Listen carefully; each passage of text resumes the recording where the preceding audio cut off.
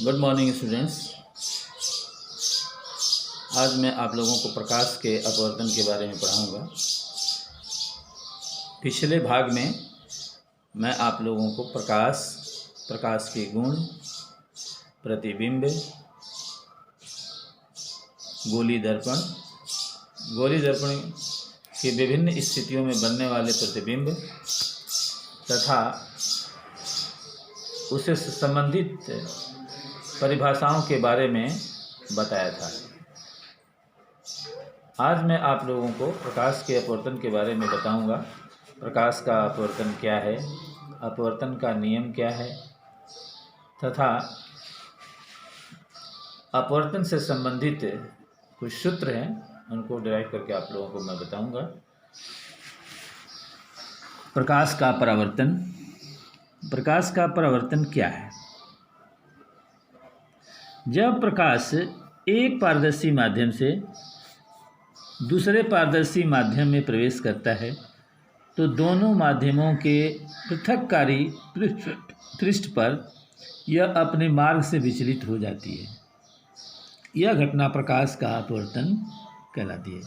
दूसरे शब्दों में हम कहें तो जब प्रकाश की किरण एक माध्यम से दूसरे माध्यम में प्रवेश करती है, जब प्रकाश की किरण एक माध्यम से यानी दूसरे माध्यम में जब प्रवेश करती है तो अपने मार्ग से विचलित हो जाती है।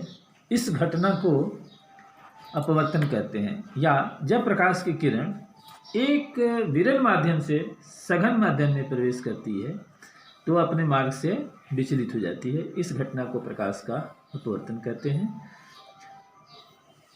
अपवर्तन के नियम।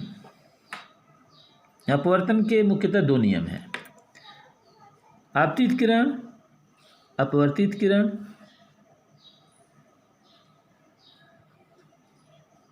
आपतन बिंदु से खींचा गया अभिलंब तीनों एक ही तल में होते हैं। आपतित किरण, अपवर्तित किरण, आपतन बिंदु से खींचा गया अभिलंब तीनों एक ही तल में होते हैं। दूसरा होता है आपतन कोण की ज्या। ज्या का मतलब साइन आई, जिस कोण को हम लेते हैं साइन आई, तथा अपवर्तन कोण की ज्या साइन आर का अनुपात एक नियतांक होता है। साइन आई बटा में साइन आर इजकल टू नियतांक या कांस्टेंट भी कहते हैं, कांस्टेंट। साइन आई बटा में sine r equal to 1 and 2, यानी प्रथम माध्यम के सापेक्ष दूसरे माध्यम का अपवर्तनांक। V1 upon V2 equal to lambda 1 upon lambda 2 N2 upon N1।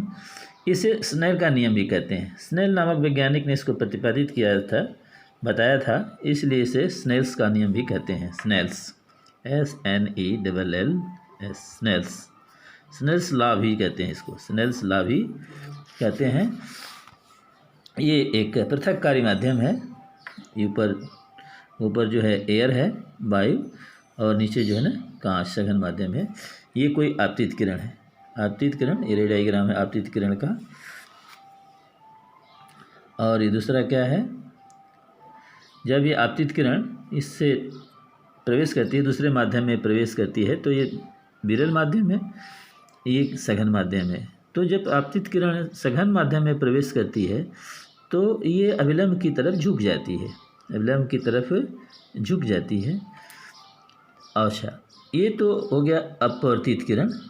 अब जब झुक जाती है तो अपवर्तित किरण, ये अभिलंब खींचा गया है, ये आपतित किरण है। और आपतित किरण और अभिलंब के बीच में बनने वाले कोण को आपतन कोण कहते हैं। आपतित किरण और अभिलंब के बीच में बनने वाले कोण को आपतन कोण कहते हैं। और ये अपवर्तित किरण है जो अभिलंब की तरफ झुक गई है, तो अभिलंब और अपवर्तित किरण के बीच के कोण को आप अपवर्तन कोण कहते हैं। अपवर्तन कोण, ये अपवर्तन कोण है आपका, अभिलंब है ये अपवर्तित किरण है। अपवर्तित किरण और अभिलंब के बीच में बने कोण को अपवर्तन कोण कहते हैं। ये पॉइंट है जिसके ऊपर आपतित किरण पड़ती है, तो इसे आपतन बिंदु कहते हैं। और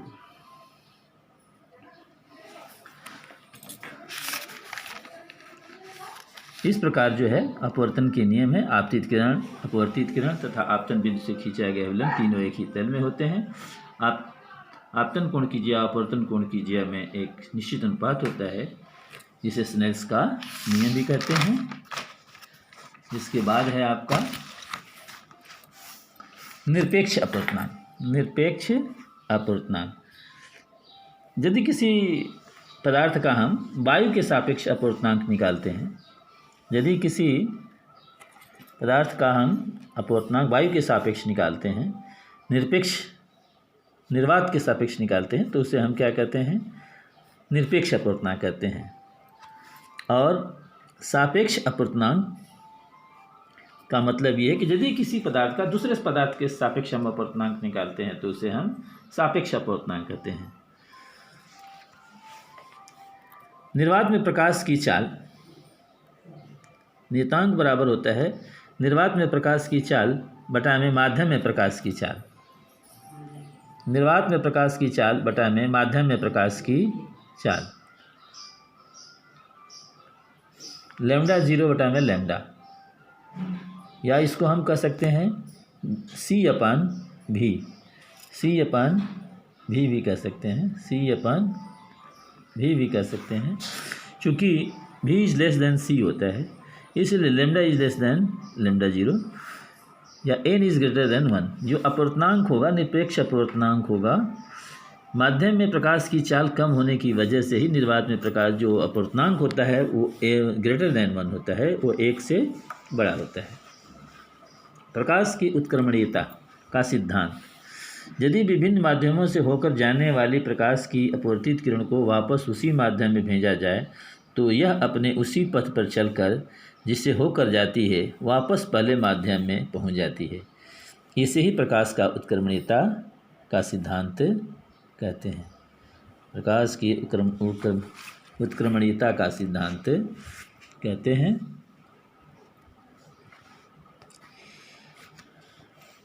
अर्थात 1n2 = 1/2n1। 1n2 का मतलब होता है कि पहले माध्यम के सापेक्ष दूसरे माध्यम का अपवर्तनांक = 1 बटा में दूसरे माध्यम के सापेक्ष पहले माध्यम का अपवर्तनांक।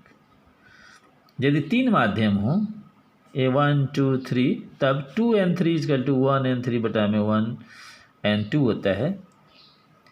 जैसे मान लीजिए कि पहला माध्यम एयर है, दूसरा वाटर है, तीसरा गैस है, तो गैस ये एयर के सापेक्ष ग्लास का अपवर्तनांक, वायु के सापेक्ष कांच का अपवर्तनांक, और AnW का मतलब होता है वायु के सापेक्ष जल का अपवर्तनांक और जल के सापेक्ष ग्लास का अपवर्तनांक या कांच का अपवर्तनांक। वायु का अपवर्तनांक सबसे कम तथा हीरे का अपवर्तनांक सबसे अधिक होता है।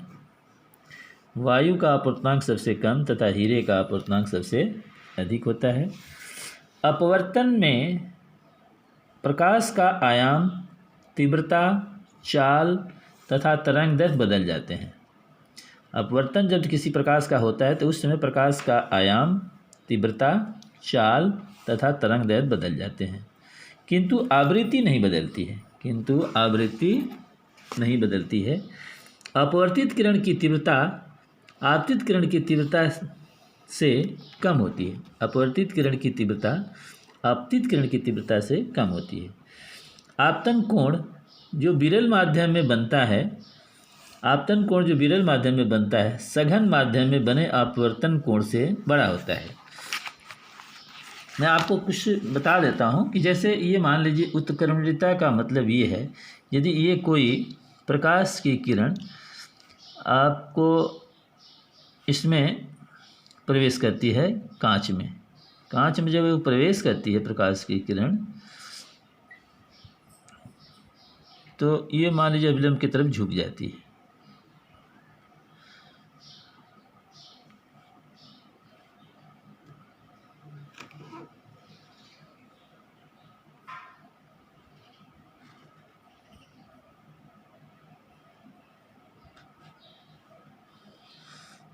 ये अविलंब है। अभिलंब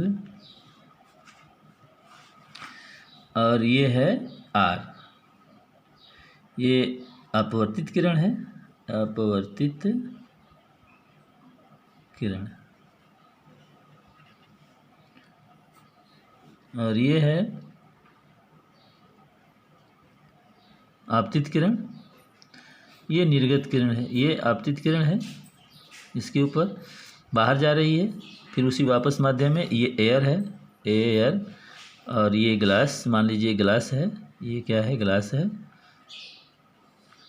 और ये पुनः एयर में प्रवेश करती है। तो ये मान लीजिए ये जब आई है, और ये क्या है, आर है। तो हवा के सापेक्ष, मान लीजिए एयर है, हवा के सापेक्ष कांच का अपूर्णांक ये हो जाएगा ANG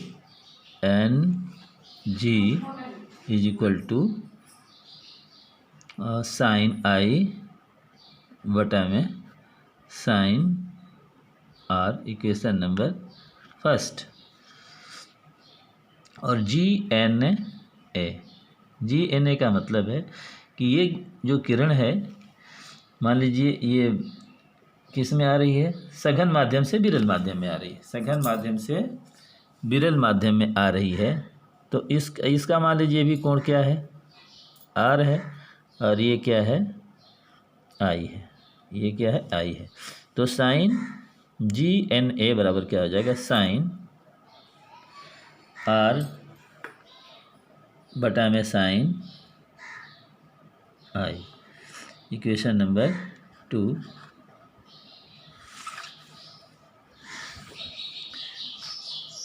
फ्रॉम समीकरण फर्स्ट तथा सेकंड से, समीकरण फर्स्ट तथा सेकंड से sine i ANG into GNA बराबर हो जाएगा साइन आई बटा में sine r into sine r बटा में साइन आई। ये साइन आर से कट जाएगा, साइन आई से कट जाएगा, इसलिए ANG बराबर हो इंटू GNA बराबर होता है 1। ये उत्क्रमणीयता के सिद्धांत के चलते होता है। ये पहला समीकरण है। बाकी 3 माध्यमों के लिए 1 2 3 मतलब ग्लास, वाटर और एयर के लिए हम कल दूसरा एक समीकरण सिद्ध करके आप लोगों को बताएंगे कि प्रकाश की उत्क्रमणीयता का सिद्धांत जो है 3 माध्यमों में किस प्रकार से वैल्यूएबल है, किस तरह से सिद्ध किया जाता है। और गृह कार्य है अपवर्तन किसे कहते हैं, अपवर्तन किसे कहते हैं, अपवर्तन कोण किसे कहते हैं, निरपेक्ष अपवर्तनांक क्या है, अपवर्तन का नियम लिखो, किस पदार्थ का अपवर्तनांक सबसे अधिक होता है। ये 5 हैं। इतना ही हमने आपको आज बताया है, इतना काफ़ी है। इतना याद करके कल आना। इससे संबंधित जो कुछ भी प्रॉब्लम है, उत्क्रमणीयता का सिद्धांत और निरपेक्ष अपवर्तनांक, सापेक्ष अपवर्तनांक, और एक माध्यम से दूसरे माध्यम में जब प्रकाश प्रवेश करती है उससे रिलेटेड फार्मूला क्या है, ये मैंने आपको बताया है। ANG = N2 GNA = 1, समीकरण नंबर 1। और किस पदार्थ का अपवर्तनांक सबसे कम होता है, यानी ऑक्सीजन, वायु का अपवर्तनांक सबसे कम होता है, और डायमंड का, हीरे का अपवर्तनांक सबसे ज़्यादा होता है। और प्रकाश एक माध्यम से दूसरे माध्यम में बदलती है, पहुंचती है या प्रवेश करती है, तो किन किन चीज़ों में परिवर्तन होता है और किन चीज़ों में परिवर्तन नहीं होता है। और अपवर्तित किरण की तीव्रता आपतित किरण की तीव्रता के से कम होती है। दूसरा है आपतन कोण जो विरल माध्यम में बनता है सघन माध्यम में बने अपवर्तन कोण से बड़ा होता है। यही है आज, बस इतना ही। थैंक यू, धन्यवाद।